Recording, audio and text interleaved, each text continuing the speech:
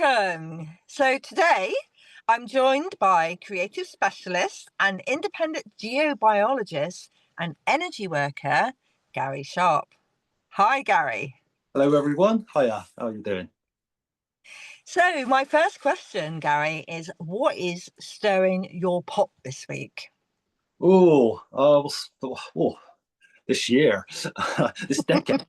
Um, it's about misinformation, really. And I'd like to do this quote, and it's from a German philosopher, Hannah Arendt. She was born 1906, past 1975, so war child. So this is very much what's going on. Constant lying is not aimed at making the people believe a lie, but at ensuring that no one believes anything anymore. People that can no longer distinguish between truth and lies, and I would like to say love and hate, cannot distinguish also between right and wrong. And such people, deprived of the power to think and judge, are without knowing and willing it completely subjected to the rule of lies. With such people, you can do whatever you want. So basically, we've got a lot of fact checkers, and really the point where I'm coming at is um, we've all got biases, and we're at this very special time in the world where we need to kind of put down our biases and just open our ears and listen and sit with it. So that's what's stirring my pot. There's so much false information, and people get the information, don't research, they don't sit with it and hold it. So you're finding the true resonation of it. So yeah, that's stirring my pot. It's interesting, isn't it? I was having a conversation with one of my sound therapy clients about how Google is edited and filtered. So some what you used to be able to find 10 years ago, if you were searching for an unbalanced argument, is quite difficult now. And you almost have to know where to look for unfiltered information. Do you have a website that you would be your initial go-to if you wanted to fact check? No, I, like, so 2005 was the birth of YouTube, right? So I didn't even want an email. I didn't even want an email address. So I very quickly learned that I'm going to be left behind if I didn't have one of them. So I'm still very much, I don't use the internet as most people do. I find information, sit with it, and just I find the soul of that information, and I'll see how it resonates. Um, so yeah, so I trust myself, and it's kind of it's the start of my journey, really. So when I was 7, it was time to go to bed, and I went up to the stairs, and I seen this ghost figure. So I quickly went into the living room and said to my parents, "There's a ghost at the top of the stairs." Um, and basically, my dad went, "Here you go, elastic band, fire at it," and job done. So I knew my parents weren't going to help me. So I went upstairs gingerly and tried to make commune with the ghost figure. Um, and it just ignored me. So this happened for a couple of weeks, and so I got used to it. And then because I was trying to talk to it and probably annoying it, it started chucking the books off my bookshelf. So I was like, "Oh, why are you doing that? That's so, I'm gonna have to pick that up. You aren't, what's up, you? Doesn't anybody love you?" Right. And with that, she faced me and she goes, "No, no one does." And I said, "What? You haven't even had an animal, a dog?" Because we had dogs that loved. And she goes, "Actually, yeah, I had this dog." And with that, this dog come through the wall, and she made a fuss of it. And then she just looked at me, smiled, and then walked out the landing wall with the dog, never to be seen again. So at an early age, I'd done a bit of energy for him, helping him to move on. Um, so yeah, so a lot of people have a phenomena around 6, 7 years old, and you either kind of you resonate with it and try to understand it, or you put the duvet over your face and just ignore it. So that's a pivotal age. So then when I was 14, I found a spiritualist church. So I was really kind of intrigued about the dimensions and energies we can't see. So I got invited to a development circle, sat in there for about 6 months, 8 months, and basically got nothing as in the theory of what you're trying to do, because a lot of spiritualists just do it naturally, and a lot of them also have a script to follow. So that's why a lot of them sound the same and questioning. I'm not saying that they're not authentic, but yeah. So I basically wasn't getting what I wanted, so I left that, and then I found an amazing book. I know I said we're going to recommend books at the end of it, of the podcast, but it was Barbara Ann Brennan, Healing Through the Energy Field. And that was that then got me experimenting and solace with somebody that's seeing the same stuff I'm seeing. And there was a lot of theory and a lot of stuff that kind of grounded me and gave me stuff to work toward. So yeah, that was my start of it. So 2005, I read a book by Drumvalo Mekledek. It's called Living in the Heart, and it's just a really short book. It's really beautiful, and it's also I can share this, and it's about activating our heart torus. It's very important in this day and age because it's our protection and our electromagnetic buffer screen. Anyway, but so before he done this living in the heart meditation, there's a few pages on Slim Sperling. He's a geobiologist, and it was basically he was doing amazing stuff with tensor rings and cleaning the pollution of Denver and places in America. So really awe-inspiring. And I'm like, so 2005, YouTube was just born, and I'm going, oh, God, the internet wasn't, what it is now, and I'm trying to kind of find where his website is, can I? And then, no, I just had no joy whatsoever. A couple of days later, though, I'm walking down Glastonbury High Street, look in the shop window, and there's just like this leaflet, he's coming to England in a couple of weeks' time in Bournemouth, and he's doing a 3-day course. And I'm just like, here we go. So there's an energy match there, So I was resonating, just going, I can, I'm so interested in helping the planet and helping people. And, and then just kind of just gone, well, next day, there it is. And I'm there, which is fantastic.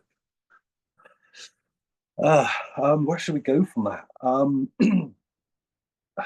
That's synchronicity kicking in, isn't it? It is. So how, certainly my experiences with synchronicity, sometimes it can be really simple things where I'm not even verbally, it's in my head, in my head I'm asking for help, or I could really do with X, and then it appears. And the first time it happened, I questioned myself and thought, what am I doing? What happened there? And then I noticed it happened on a few more occasions, and I thought, I've got to really start taking notice of what I'm doing, the intention I'm setting out, and where the universe is responding to me. Yeah. Energetic match. Yes. How would you explain synchronicity to any listeners that might not understand what it is? Oh, yeah. So basically, we only can see a certain amount of light spectrum. And if we could see all of it, it'd freak us out. So basically, what I'm trying to say is we are all connected. We are all connected on this amazing life we're experiencing. So it's about quietening the monkey mind and just being in the heart and at peace, and just synchronicity is being at the right place at the right time, and things just happen. We got our phones now. We got technology is stopping this. It's not stopping it, but it's interfering with it, because we can go, oh yeah, and boom, I think you get the best responses, don't you, when you can get away from your phone and go for a walk, pure magic, pure leave magic. it behind, leave the Bluetooth away away from you. I was talking to one of my friends who I've been studying with, and we were talking about sending intentions, and it I said the only way I could see it works similar to how Bluetooth works, where we put it out and they can drop in and access what we're sending them rather than Wi-Fi. But I've never really explored that as from a scientific point of view. What would be your opinion on that? Um, Yeah, I'm going to give you a bit of a different kind of spin on this. So, I love my tuning forks, and I've been working. I work with earth energies, and there's a thing called a geospiral, which is basically almost like a blind spring. And there's a place near Stonehenge called the Cuckoo Stone, and it's just one stone in a big field, and basically it's a blind spring, but it's been marked by our ancestors.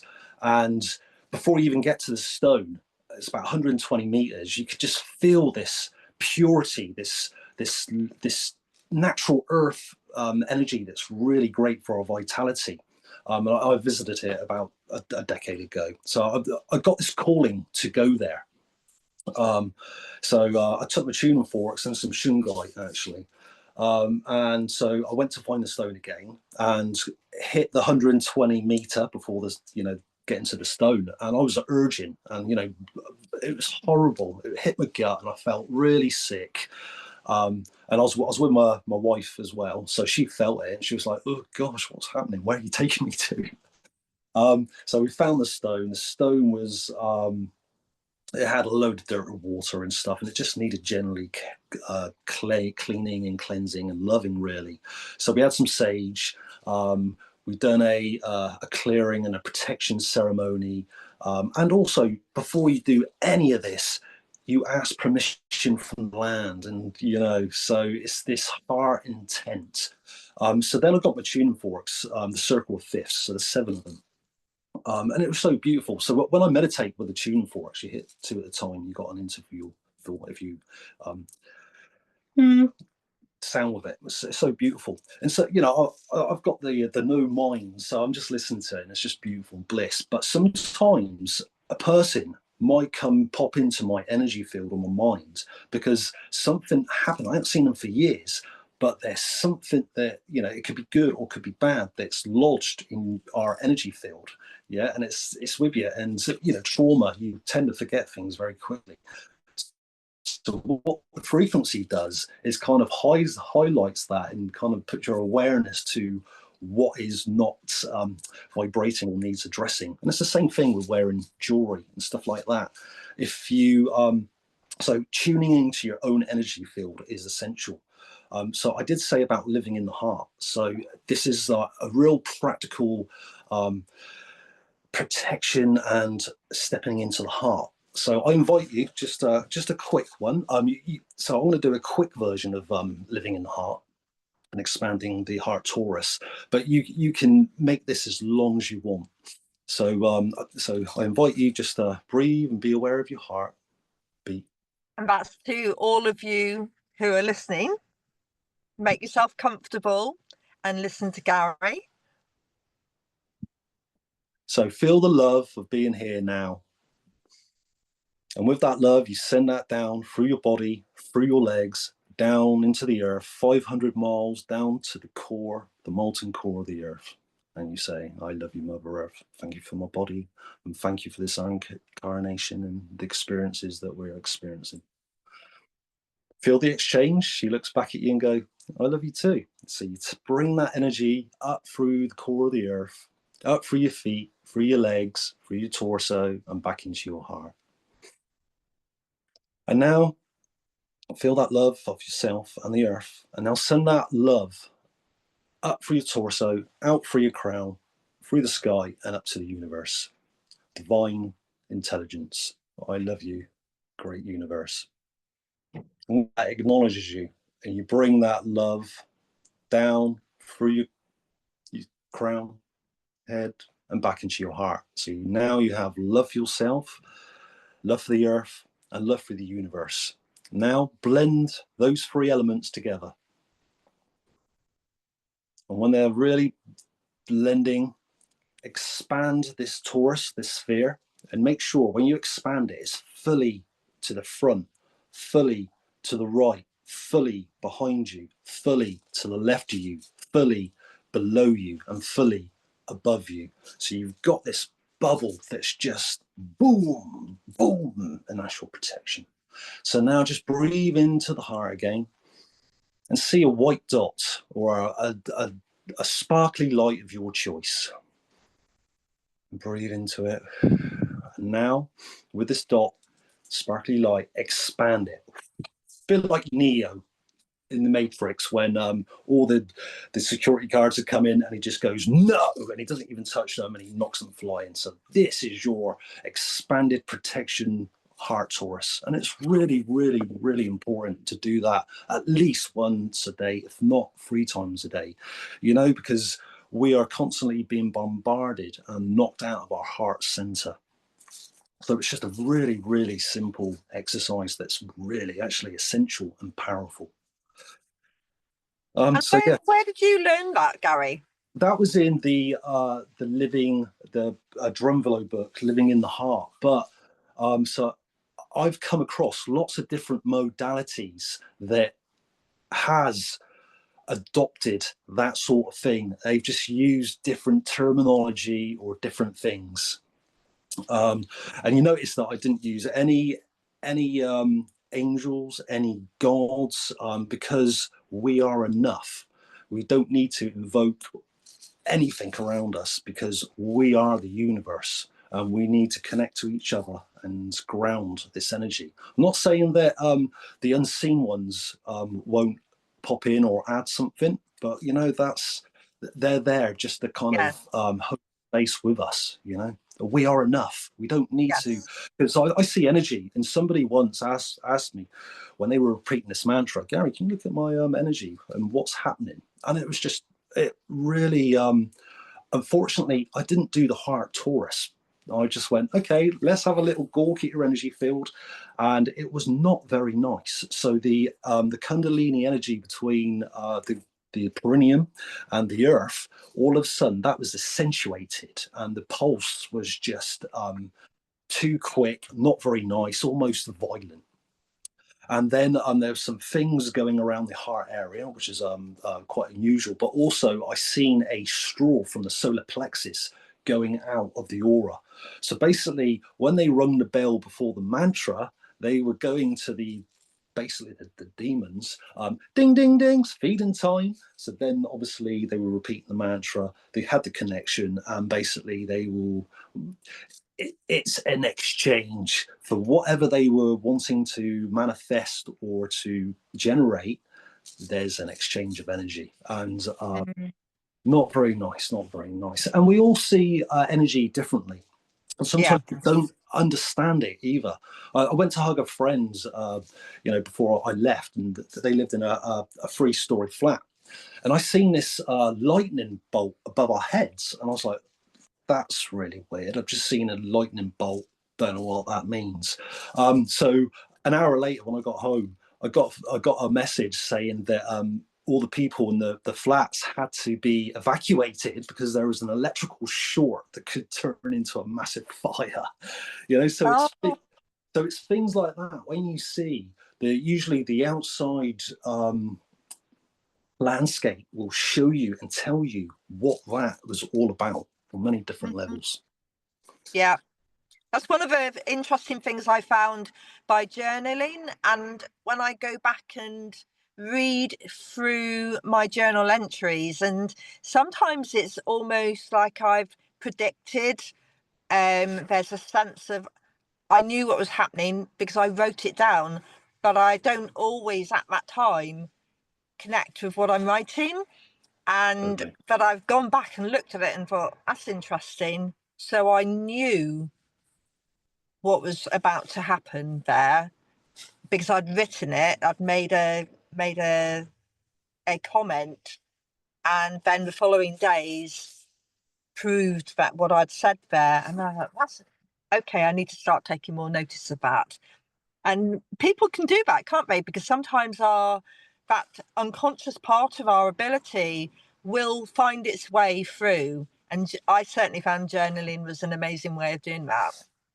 What do you Mm. use? Yeah, yeah. Again, I do write things down, and this is why biases are really interesting, because you can go back with information that you've written down and go, I've got a different understanding of this now. So it was an important information, but as you kind of understand things and you kind of go on, you kind of see that information in a different light. So I've got to wear heavy boots because I've got a gardener and many things, so I need to protect my feet. At the end of the day, when I kick them off and I sit, I've got this beautiful sequoia tree, and it's just my go-to, just to kind of reground from a day. So when I take my boots off, a bit more difficult in the winter time, but there's different ways of grounding. So what I see when I just bring myself back to the day, into my heart, and I'll kick my boots off, so I've got connection with the earth. I see red and green energy kind of come into my body and also radiate through my energy field. And that takes a good 20 minutes to be kind of topped up on your grounding. So for me, it's always going back to the body and the self and the soul of who we are. Thank you. So I start my day with my tuning forks, and you do what is called a clear, cleanse, and balance, and that tends to get my day going. And ideally, the journaling allows me to put what's in my head into space so that I can deal with whatever's happening next. And I find that routine's quite beneficial, certainly to my physical health as well. I find myself being healthier through the winter because of those routines and keeping myself balanced. And that's been interesting looking back at, okay, oh look, I thought I was going to have something wrong with me, and then nothing happened because I was working with those parts. And sometimes people don't always realize, do they, that the physical things that manifest pain, illness, may be related to a mental or psychological input. Totally, totally. We manifest, and this is that they do say that illness manifests in the energy field before it actually goes into the body. So yeah, it's a massive thing to connect with the body, and respect it and thank it and give it all the good fuels that it needs. And this is why dowsing is so important. So it's tuning in to your body and asking it. With dowsing, it's so simple, but it's practice. So you need to know your yes and no responses. You can use the L rods, the pendulums, or your finger clicking. So it's a good one to practice. So if I'm going to try to click my finger, right? So I'm going to say, is my name Garry? So it's strong. It won't click. Your body doesn't lie. All right. So is my name Garry? Yeah. All right. I can't click it because it's strong. So if I said, is my name Susan, I'm thinking it, so my body's going, don't be stupid, so there's not that there. It's weak because I'm lying. So it's always check, oh, do I fancy that? Is that product going to be good for me? Wait on, let's just tune in and, let's see. Because I'm asking my body, not just thinking, oh, it says that on the packet. That must be good for me, because we've all got different kind of quirks in our body. So it's just tuning in and just asking instead of running. I wanted to ask you about, because you mentioned when you were a young person, but you're a little bit older now, and you have talked about, from a scientific point of view, what where did you go and learn the science part? Did you go to university, or did you do any The long universe, courses? the university of life. Yeah. I was an avid reader, and they've just sat with it. So a lot of my experiencing the internet wasn't what it was now. So Donna Eden, her work. So I read her book in the year 2000, which is fantastic. But now she's on YouTube and she's doing all these wonderful things for people, connecting their circuitries in their body, and it's just so fantastic. So I've done a lot of reading. I've also come across a lot of pioneers, which have been very, very useful. And then I've had to try to understand science.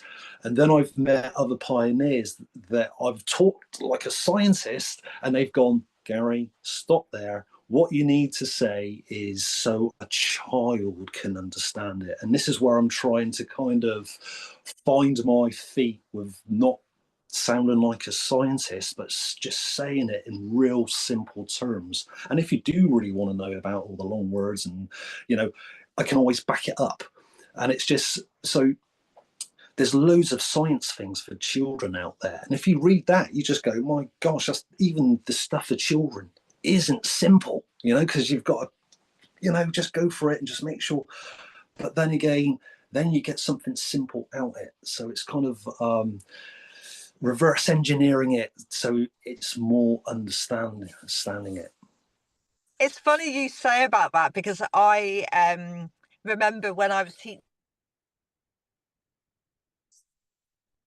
there's a lot of YouTube information out there. But as you say, even if you're trying to bring it to a different level of understanding, it's still not easy. And what I realized I was doing, because sometimes as a nurse, I would have to explain the pathophysiology to a patient, and they don't read the textbooks. They don't know all the words. So you can't sit there and define everything. And I realized that I was creating analogies for people and Yeah. terming their health issue in something that I knew they would understand. And it was an example that hit home was I was talking to a patient who was diabetic, and he hadn't been sticking to his diet. He was struggling with peaks of glucose, and he said, I don't really, he said, I don't understand certain aspects of it. And I said, well, how about, I said, think about it, that if you have too much sugar in your diet, you don't drink enough water, it's like having honey in your veins. And so if you've got thick honey moving around, it's not going to move very fast, it's going to stick in places. And it also means it's going to clog up the filters of your liver and your kidney filters. And some of that's going to then stay in place, and that's going to slow things down further. And he looked at me and he said, why has no one explained it to me like that before? Beautiful. Yeah, that's wonderful. And it was just because everybody has a good knowledge of what honey looks like when it runs, Yeah, don't they? yeah. And how it Really thickens visual. up. Yeah. Yeah, that's really visual. That's really great. I come from a caring background, so I used to work with people that were pre-verbal, so they could not speak to you, but you just had to read the body language, So Mm. there's a kind of, there's this communication that doesn't have to be done with words, Yeah. but also when you are using words, you can be a good wordsmith and make it a bit more kind of understandable rather than just use Yes. lots of junk. So, Funny you saying about working with those who are pre-verbal. I was directed to look at the telepath tapes on, it's a podcast that it was started last year by I think she's a TV researcher, and she starts off with talking to a scientist about non-verbal savants who use telepathic methods to speak to their parents or their carers, and they were able to transmit and pick up the images when the carer or parent was in another room. And they've been doing research on this to see how they were communicating, and whether, I think one of the things that she was interested to know was, were these children or young adults truly savant, or were they learning from their parents' brains? Yeah. Well, we're all savants. We've just been, our educational system has not encompassed our whole totality. We've just been given a short kind of, this is your educational system, forget everything else, or we're not even going to tell you what's out there. Yeah. I've certainly had a diverse education, because I tend to follow my curiosity and go, I need to know more about that. Is there a So, book? so also, when you were saying that, so we live in an age where there's lots of narcissists around, right? And basically, what they're trying to do is to get energy that they've been taught in not a very nice way. So the way I deal with them is, because at the base of everything, we all need love. Mm.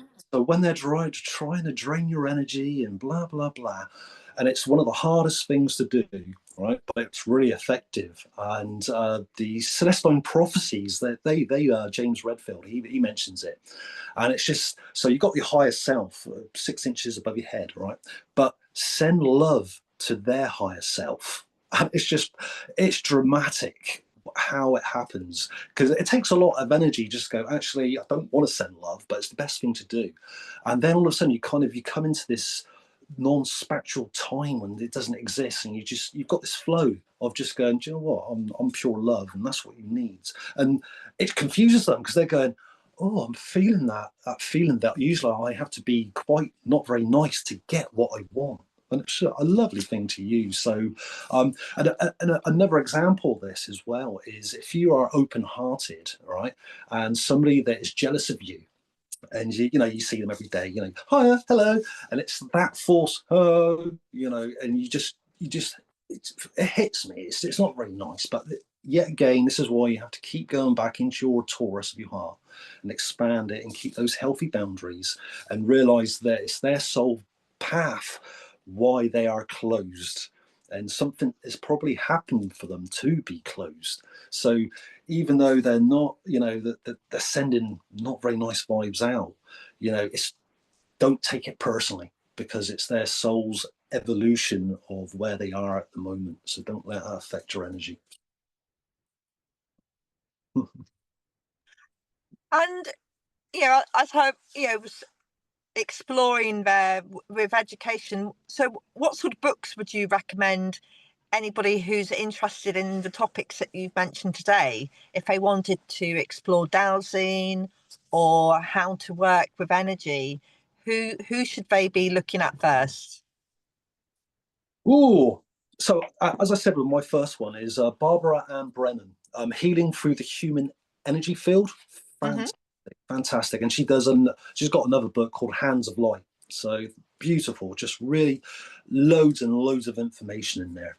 And then the one I've already said is Brunvalo Mekledek, Living in the Heart.